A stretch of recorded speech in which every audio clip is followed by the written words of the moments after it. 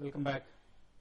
ప్రస్తుతం selling pressure కనిపిస్తుంది మార్కెట్లో. సెన్సెక్స్ ఒక దశలో ఓపెనింగ్ లో 200 పాయింట్ల లాభపడిన సెన్సెక్స్ ప్రస్తుతం 40 పాయింట్ల లాభంతో ట్రేడ్ అవుతుంది. అలాగే నిఫ్టీ కూడా 11 పాయింట్ల లాభానికి తగ్గింది, 5419 దగ్గర ట్రేడ్ అవుతోంది. సో ఈ పరిస్థితిపై మనతో మాట్లాడేందుకు ఢిల్లీ నుంచి అనలిస్ట్ డి ప్రసాద్ గారు సిద్ధంగా ఉన్నారు. ప్రసాద్ గారు, గుడ్ ఆఫ్టర్నూన్. గుడ్ ఆఫ్టర్నూన్ గారు. సో చాలా సెల్లింగ్ కనిపిస్తుంది మార్కెట్ లో. మార్నింగ్ వచ్చిన లాభాలు ఏవి కూడా నిలబెట్టుకోలేకపోతుంది. మెయిన్ రీజన్ ఏంటంటారు దీనికి? ఐ థింక్ మార్కెట్ లో చాలా స్ట్రాంగ్ రన్అప్ వచ్చింది. 55-50 స్ట్రాంగ్ రెసిస్టెన్స్ ఏరియా ఉంది. ఒక 2-3 ఐటమ్స్ కూడా క్రాస్ అయ్యలేకపోయింది. మార్కెట్ కి కొంచెం ప్రాఫిట్ బుకింగ్ మోడ్ లో ఉంది. ప్లస్ మార్కెట్ కి కొంచెం గ్లోబల్ మార్కెట్స్ లో కన్సర్న్స్ కనిపిస్తున్నాయి. Even though Friday rally, strong rally వచ్చింది, కానీ ఆ ర్యాలీ సస్టైనబిలిటీలో చాలా డౌట్ ఉంది. ఐ థింక్ అందరూ కొంచెం సైడ్ లైన్స్ లో వెయిట్ అండ్ వాచ్ చూసి ఫ్రెష్ ఎక్స్పోజర్ చేయటం లేదు, కొంచెం ప్రాఫిట్ బుకింగ్ మోడ్ లో ఉన్నారు. సో ఐ థింక్ మార్కెట్స్ కొంచెం ప్రాఫిట్ బుకింగ్ మోడ్ లో ప్లస్ ల్యాక్ ఆఫ్ బయింగ్ వల్ల కింద రావచ్చు. బిగ్ పానిక్ సెల్లింగ్ రాదు, కానీ ఫ్రెష్ బయింగ్ కోసం అందరూ కొంచెం కాషియస్ గా లోవర్ లెవెల్స్ లో బై చేయడానికి వెయిట్ చేస్తున్నారు. దానివల్ల మార్కెట్ కొంచెం కింద వస్తుంది. అంటే ప్రధానంగా చూస్తే బ్యాంకింగ్ స్టాక్స్ కొంత డ్రాగ్ చేస్తున్నట్లు కనిపిస్తుంది. అలాగే ఐటీ స్టాక్స్ డ్రాగ్ చేస్తున్నాయి ఇండెక్స్ ను. సో ఓవరాల్ గా ఈ రెండు సెక్టర్స్ సంబంధించి ఎటువంటి సలహా ఇస్తారు మీరు? ఐ థింక్ బ్యాంకింగ్ స్టాక్స్ లో ప్రాక్టికలీ ఎవ్రీ ట్రేడర్ ఇన్వెస్టర్ చాలా స్ట్రాంగ్ ప్రాఫిట్స్ లో ఉన్నారు. So first sign of concern లో ప్రాఫిట్ బుకింగ్ మోడ్ లో వస్తారు. సో దానివల్ల బ్యాంకింగ్ స్టాక్స్ లో ప్రాఫిట్ బుకింగ్ మోడ్ క్లియర్ గా కనిపిస్తుంది. కానీ బ్యాంకింగ్ స్టాక్స్ ఈ ప్రాఫిట్ బుకింగ్ మోడ్ లో ఏదైనా డిక్లైన్ వస్తే లోవర్ లెవెల్ లో ఫ్రెష్ బయింగ్ ఆపర్చునిటీస్ కనిపిస్తాయి. కానీ ఐటీ స్టాక్స్ లో situation exactly reverse. IT stocks I think still sell on rallies mode లో ఉంది, ఒక సైడ్ వేస్ ట్రెండ్ లో ఉన్నాయి. Big upside IT stocks లో కనిపిస్తుంది, big upside banking stocks లోనే కనిపిస్తున్నాయి. కానీ కరెంట్ లెవెల్ లో బయింగ్ చేసేపోతే లోవర్ లెవెల్ లో ఒక 2-3 డేస్ ఆఫ్ కరెక్షన్ 5370, 5350 ఆ కరెక్షన్ ఏరియాలో బయింగ్, ఆ టైం ఇప్పుడు బ్యాంకింగ్ స్టాక్స్ కొనుక్కోవాలి. So banking picture buying stocks banking stocks బాగా కనిపిస్తుంది. అంటే బ్యాంకింగ్ లో స్పెసిఫిక్ ఏమైనా స్టాక్స్ చెప్తారా మీరు?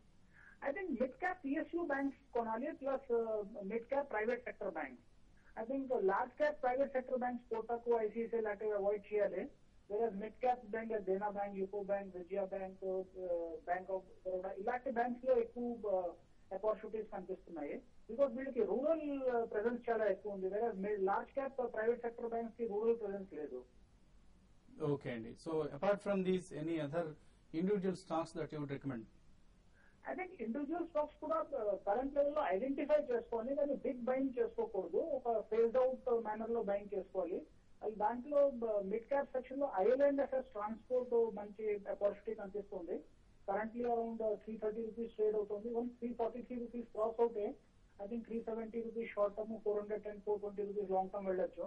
ఇది బేసిక్లీ ఒక లీడింగ్ ఇండియా రోడ్ ఆపరేటర్. వీళ్ళు BOT ప్రాజెక్ట్స్ హ్యాండిల్ చేస్తారు. స్ట్రాంగ్ ఆర్డర్ బుక్ పొజిషన్ ఉంది. ప్లస్ వీళ్ళకి మంచి యాన్యుటీ ఇంకా టాల్ బేస్ మోడల్ ఉంది. బిగ్గెస్ట్ థింగ్ ఏంటంటే ఎక్స్టర్నల్ స్ట్రాంగ్ విజిబిలిటీ కనిపిస్తుంది. బికాస్ రోడ్స్ లో మాక్సిమం అమౌంట్ ఆఫ్ స్పెండింగ్ అవుతుంది. 11-5 ప్లాన్ అంతా $23 బిలియన్ స్పెండ్ అవుతుంది. సో ఈ రోడ్ బిల్డ్ అయితే బిగ్గెస్ట్ బెనిఫిషియరీస్ ఈ companies like IRB infra, IL&FS transportation network ఇలాంటి కంపెనీస్ కి స్ట్రాంగ్ ఆర్డర్స్ వస్తాయి. ప్లస్ ఎవ్రీ స్టేజ్ లో ఏదో ప్రాజెక్ట్ వీళ్ళకి కమిషన్ అవుతూ ఉంటుంది, ఫ్రెష్ ఆర్డర్స్ వస్తూ ఉంటాయి. So slow and steady rise అవుతుంది. డిక్లైన్స్ లో బయింగ్ చేసుకోవాలి. ప్లస్ 343 లెవెల్ క్రాస్ చేస్తే ఫ్రెష్ టెక్నికల్ బ్రేక్అవుట్ వస్తుంది. ఇంకా short term target around 370, medium term target 4 to 5 months లో అరౌండ్ 410 రూపీస్ కనిపిస్తుంది. ఈ డిక్లైన్స్ లో అయితే మిడ్ క్యాప్ స్టాక్స్ లో ఫ్రెష్ అకామిడేట్ చేసుకోవడం బెటర్ స్ట్రాటజీ అనిపిస్తుంది. థ్యాంక్ యూ ప్రసాద్ గారు. సో సెన్సెక్స్ 63 పాయింట్ల లాభంతో ట్రేడ్ అవుతుంది. ప్రస్తుతం కాలర్ లైన్ ఉన్న నారాయణ కోదాడ నుంచి లైన్ ఉన్నా. నారాయణ గారు. నారాయణరావు అండి, కేవీ నారాయణరావు. నారాయణరావు గారు చెప్పండి. నాది KE అయ్యున్నా sir, cable India limited. Cable India limited, KEI. 500 KEI షేర్లు తీసుకున్నాను. ఏ రేట్లో అండి?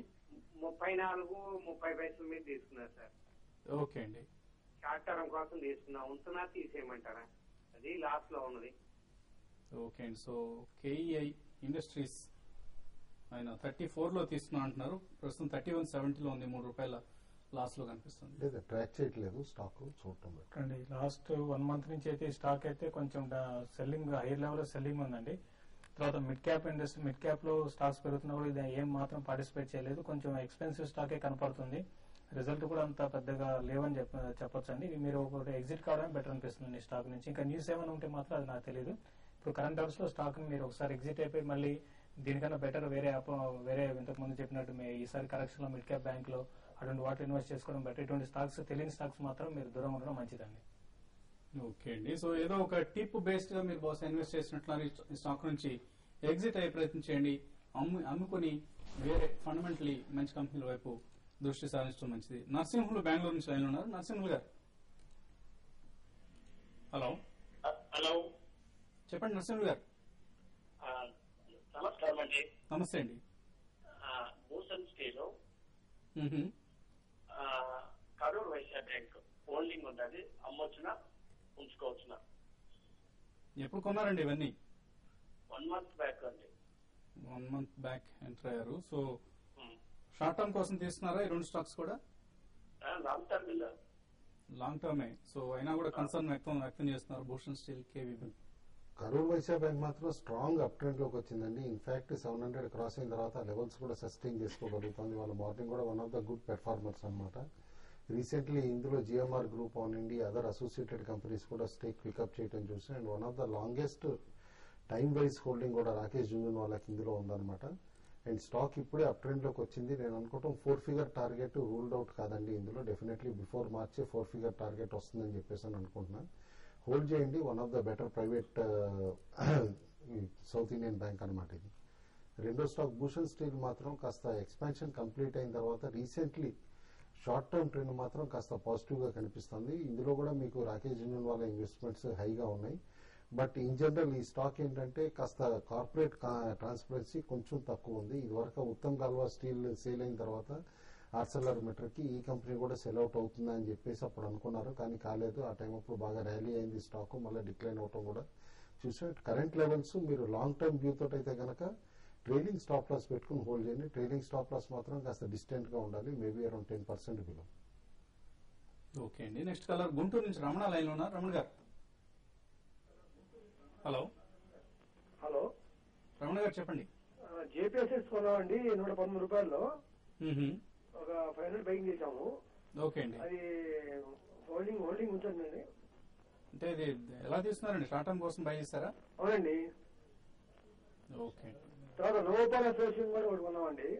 నోవోపాన్ ఏ ప్రైస్ లో కొన్నారు? 39 రూపీస్ కొన్నానండి. ఒక 1000 బై చేసాము. ఓకే అండి. సెల్ మ్యానుఫ్యాక్చరింగ్ ఒకటి కొన్నామండి 53 రూపీస్ లో. ఏ కంపెనీ అండి? Cell manufacturing. Cell manufacturing. అవునండి. జేపీ అసోసియేట్స్ అయితే చాలా వీక్ ఉందండి. లాస్ట్ మనకి లాస్ట్ ఎఫ్ఎన్ఓ క్లోజింగ్ 120 ఉండేది, మళ్ళీ ఇప్పుడు 113కి వచ్చేసింది. చాలా వీక్ ఉంది స్టాక్ అయితే, సస్టైన్ కావట్లేదు. అయితే ఈ రోజు ఇంటర్డే ట్రేడింగ్ లో కొంత స్టాక్ స్పర్ట్ వచ్చింది, అయినా కూడా మళ్ళీ హైయర్ లెవెల్ సస్టైన్ కాకుండా ఆయన నుంచి వీక్ ఉంది. సో మీరు ట్రేడింగ్ కోసం అంటున్నారు కాబట్టి ఇప్పుడు ఇమీడియట్ గానే మీరు స్టాక్ నుంచి ఒకసారి ఎగ్జిట్ తీసుకోమంటాను. స్టాక్ కొంత వీక్ అయ్యే అవకాశం ఉంది. యాజ్ ఇన్వెస్టర్ మాత్రం డెఫినెట్ గా స్టాక్ ఇక్కడ నుంచి హోల్డ్ చేయొచ్చు అండి. ఒక కిందకు వచ్చినా కూడా 105 ఆ లెవెల్ రావచ్చు. మళ్ళీ రీబౌండ్ అయినప్పుడు మళ్ళీ స్ట్రాంగ్ రీబౌండ్ కావడానికి కూడా అవకాశం ఉంది. షార్టర్ మాత్రం మీ స్టాక్ 104, 102 లెవెల్స్ కూడా టెస్ట్ చేసే అవకాశం ఉందండి. ఎస్సీఎల్ మ్యానుఫ్యాక్చరింగ్ మాత్రం అవాయిడ్ చేయండి. ర్యాలీస్ లో ఎగ్జిట్ అవడానికి చూడండి అనమాట. ఎందుకంటే one of the operated counters huge turn over చూపించి మంచి కంపెనీ కింద రేటెడ్ అయినా సరే టెక్స్టైల్ లో because of this market players అనమాట. స్టాక్ కి ఇప్పుడు ఏ అనలిస్ట్ కూడా కాస్త ఫ్యాన్సీ చూపించట్లేదు, కాబట్టి అవాయిడ్ చేయండి. నోవోపాన్ మాత్రం ప్యూర్లీ స్పెక్యులేటివ్ బెట్ కింద మనం రికమెండ్ కూడా చేసామండి. ఎందుకంటే బైబ్యాక్ ఆఫర్ రావచ్చు అని చెప్పేసి అనుకుంటున్నారు. ఇది జీవీకే గ్రూప్ కి ఒరిజినల్ గా ఫ్లాగ్షిప్ కంపెనీ అయినా కూడా ఇప్పుడు one of the neglected companies of the group అనమాట. Still gross block of the assets దాదాపు 136 crores ఉందన్నమాట. ఈవెన్ నెట్ ఆఫ్టర్ డెట్ అన్ని కూడా చూస్తే 78 crores ఉంటుంది. Versus market cap is only 38 crores అనమాట ఇవాళ ప్రైస్ ప్రకారం. కాబట్టి పెరగటానికి స్కోప్ చాలా ఎక్కువ ఉంది, లిమిటెడ్ డౌన్ సైడ్ అండి. ఓకే అండి. Last colour Sharma west Godavari నుంచి లైన్ ఉన్నారు. శర్మ గారు, హలో. శర్మ గారు, భారతి 75 రూపాయలు పడిపోయింది, కొనొచ్చు అంటారా?